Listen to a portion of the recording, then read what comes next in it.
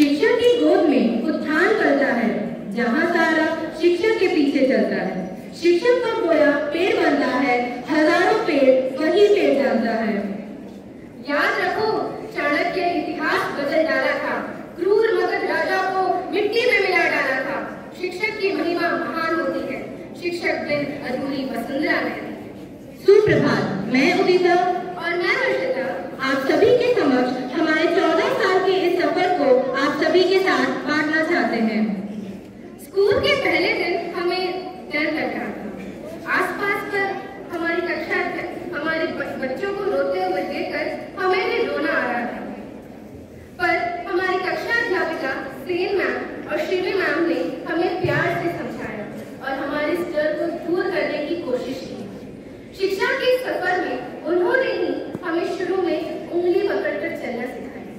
वो दिन हमें हमेशा याद रहेगा जब हमें पहली बार अलमारी में से खिलौने मिले थे और उस दिन के बाद से हम उन खिलौनों का बेसब्री से इंतजार करते थे।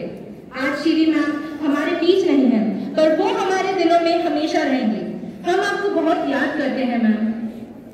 नर्सरी में ABCD सीखने के बाद हम चले थे प्रेप की ओर, और जहाँ हमारा मार्गदर्शन नैन्सी मैम और रश्मि मैम ने किया और हमें आगे के सफर के लिए प्रोत्साहित किया। उन दोनों ने हमारे प्रेप के सफर को यादगार बना दिया। कक्षा 1 में हमारा मार्गदर्शन संचिता मैम और ज्योति मैम ने किया। हमें आज भी याद है कि मैम ने हमें कितने प्यार से अनुशासन और शिष्टाचार सिखाया था। ज्योति मैम के रूप में हमने एक बहुत ही गुणी शिक्षिका को खो दिया, जिन्होंने हमें पहली बार यह सिखाया कि अपनी गलती को हमें खुद सुधारना चाहिए। आपकी कमी हमें बहुत करती है। विद्यार्थी जीवन के अगले पड़ाव में हम पहुंचे कक्षा 2 में, जहां हमारा पथ प्रदर्शन अनीता मैम और प्रियंका मैम ने किया। हम उनका धन्यवाद करते हैं कि उन्होंने हमें बड़ी गंभीरता और सहनशीलता के साथ हमारी गलतियों को माफ किया। अनीता मैम से जुड़ी एक बहुत ही रोचक याद है मेरे पास, जिसमें हम जब सिंध मास्टर सेलर पढ़ते थे और मैम हमें पढ़ाती थी, तो उस कहानी में जब भी पानी शब्द का प्रयोग होता था तब हम सब बॉटल में से पानी पीने लगते थे। कक्षा 3वीं में आने पर हमारी कक्षा अध्यापिका रुमा मैम और शुभ्रा मैम। शुरुआत में हमें रुमा मैम से थोड़ा डर लगता था, पर उनके प्रेमपूर्वक व्यवहार की वजह से हमारा डर खत्म हो गया। कक्षा 4वीं में हमारे सेशन अलग हो गए और हमारे काफी मित्र हमसे दूर हो गए। इस बात का हमें बड़ा गम था, पर धीरे धीरे कक्षा के दूसरे बच्चों से मिलजुल कर हमारा यह गम कम हो गया। कक्षा 5वीं में आते ही हमारे कंधों पर जिम्मेदारी दी गई काउंसिल मेंबर के रूप में, जिन्हें निभाने में हमारी मदद हमारी कक्षा अध्यापिका रुमा मैम और कक्षा अध्यापक अशोक तिवारी सर ने की। ये आखिरी साल था जब हमें वार्षिक परीक्षा के बाद कोई तोहफा मिला हो, जो हमें कक्षा नर्सरी से मिलता था। कक्षा 6वीं में हमारी मुलाकात अर्चना मैम और सुमन मैम से हुई, जिन्होंने हमें हायर क्लासेस के लिए तैयार किया और उनके मधुर वचनों ने हमें सदैव प्रोत्साहित किया है। हमारी कक्षा अध्यापिका भारती मैम और कक्षा अध्यापक अजित सर ने हमारी 7वीं कक्षा की बागडोर संभाली।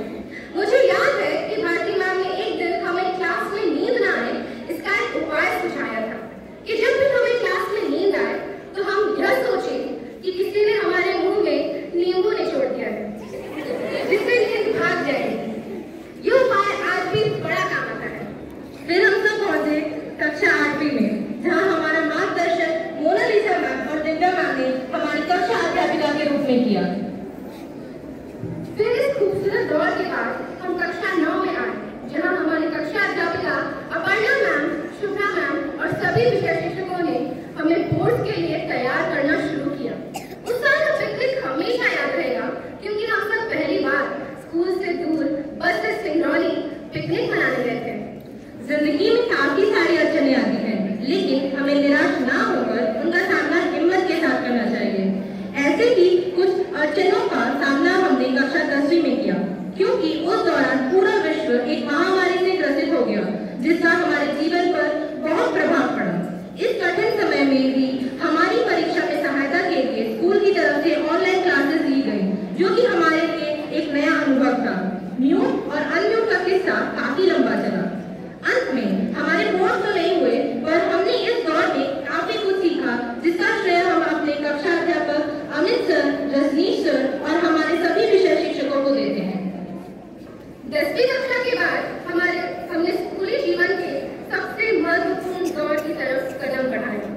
जिसमें हमें वह विषय चुनना था जिससे हमारा भविष्य निर्धारित होगा। हम हमारे काफी दोस्तों से दूर हो गए, पर हम सब आज भी एक दूसरे से जुड़े हैं। पूरी तरह से कोरोना खत्म नहीं हुआ था, इसलिए कक्षा 11वीं की क्लासेस कुछ ऑनलाइन तो कुछ ऑफलाइन होती थी। 10वीं और 11वीं कक्षा के एकेडमिक गैप को पूरा करने में हमारे सभी शिक्षकों ने हमारी काफी मदद की। उस कक्षा की शुरुआत मीनाक्षी मैम की प्रेरणादायी बातों से हुई। एनिमल किंगडम, प्लांट किंगडम जैसे मुश्किल विषयों को उन्होंने हमारे लिए आसान बनाया। हमारा सफर उनके साथ सेल चैप्टर से शुरू हुआ था और देखते ही देखते हम आज डीएनए एक्सट्रैक्टिंग तक आ गए। केमिस्ट्री के मुश्किल रिएक्शंस को सरलता से रमेश जायसवाल सर ने समझाया। उनकी तरह वेब सीरीज की नॉलेज हमने आज तक किसी में नहीं देखी, क्योंकि वो हमें केमिस्ट्री के हर टॉपिक से संबंधित कोई वेब सीरीज के बारे में बताते थे, जिससे हमें वो टॉपिक आज भी बहुत अच्छे से याद रहता है। जब हम यह अफसोस बना रहे थे कि न्यूटन के सिर पर सेब की जगह नारियल क्यों नहीं गिरा, तब मुकेश शर्मा सर ने हमें हर एक कॉन्सेप्ट को अच्छे से समझाया और हमारे इस अफसोस को खत्म कर दिया। मनमोहनी स्वभाव वाले मनोज मिश्रा सर का अनोखा पढ़ाने का तरीका हम सबको भाता है। वह हमारी कक्षा में वाद विवाद की प्रतियोगिताएं नियमित रूप से कराते हैं, जिसमें हर एक विद्यार्थी भाग लेता है और उससे उनका मनोबल बढ़ता है। ऑप्शनल सब्जेक्ट की कठिनाइयों को दूर करने के लिए Ashu ma'am, Rajeev sir, Rajnish sir, Shubhra ma'am, Ratnesh sir और पात्रा सर ने हमारी सहायता की। ऑप्शनल के बच्चों को इन सब शिक्षकों से ज्यादा अच्छा और कोई नहीं जानता है। स्कूल के आखिरी पड़ाव में हमें हंसमुख और विनोदी स्वभाव के कक्षा अध्यापक अनिल पांडे सर मिले, जो हमारी हर सुबह चुटकुलों से भर देते हैं और हमें तनाव रहित कर देते हैं। शर्मिष्ठा मैम एक ऐसी शख्सियत है जो बाहर से कठोर परंतु अंदर से नरम है। हमारे व्यक्तित्व के निर्माण के लिए उनकी हर सलाह हमेशा मददगार रही है। हमारे आदरणीय प्राचार्य महोदय एक बहुआयामी प्रतिभा के धनी व्यक्ति हैं। आपके द्वारा प्रातःकालीन सभा में दिए गए भाषण और लघु कथाएं हम सबके लिए प्रेरणा स्रोत रहे हैं और रहेंगे। कुछ महीनों में हम इस स्कूल को अलविदा कहेंगे। हम आए थे इस स्कूल में आंसुओं के साथ और जाएंगे आंसुओं के साथ, पर इस बार वो आंसू खुशी के होंगे, क्योंकि हमारे सभी शिक्षकों और हमारे मित्रों ने हमारे इस सफर को यादगार बनाने में कोई कमी नहीं रखी है। हम सभी शिक्षकों का नाम तो नहीं ले पाए, पर उस सभी का हमारे जीवन में बहुत ही महत्वपूर्ण योगदान है। उन्होंने हमें सपने देखना सिखाया और उन्हें पूरा करना भी सिखाया। हम उन दोस्तों को कभी नहीं भूलेंगे जिनके साथ हमने 14 साल के सफर को जिया है। अंत में हम यह कहना चाहेंगे कि जो ना सोचा ऐसे तोहफे मिल गए, बिन मांगे ऐसे फरिश्ते मिल गए। ऐ जिंदगी कितनी हसीन है तू, हमें हमारे जीवन के पथ प्रदर्शक मिल गए। अब हम